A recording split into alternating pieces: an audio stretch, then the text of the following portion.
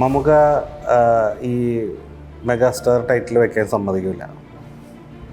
പുള്ളി മുമ്പേ അതെ മമ്മൂട്ടി കമ്പനി എന്നുള്ളതിലല്ല, ഈ പിള്ളേർ നമുക്ക് ഇഷ്ടപ്പെടുന്ന പിള്ളേരുണ്ടല്ലോ, ഫാൻസുള്ള പിള്ളേർ, അപ്പോൾ അവരിങ്ങനെ രാവിലെ മുതൽ വൈകുന്നേരം വരെ മെസ്സേജ് അയച്ചുകൊണ്ടിരിക്കും. ഫേസ്ബുക്കിലും ഇൻസ്റ്റയിലൊക്കെ മെസ്സേജ് അയച്ചുകൊണ്ടിരിക്കും, വാട്സപ്പിലും മെസ്സേജ്, ഞങ്ങൾക്ക് മെഗാസ്റ്റാർ ടൈറ്റിൽ വേണം, മെഗാസ്റ്റാർ ടൈറ്റിൽ വേണം.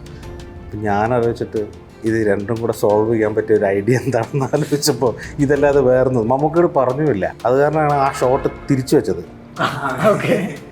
നമുക്ക് കാണാത്ത രീതിയിലാണ് വെച്ചത്. ഇങ്ങനെ നോക്കിയേ മമ്മൂക്കയുടെ ഇൻട്രോ പുറകിലില്ല, ആ സമയത്തേ കത്തിച്ചുള്ളൂ.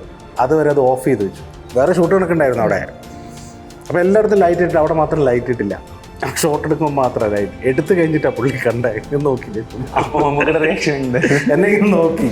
അപ്പം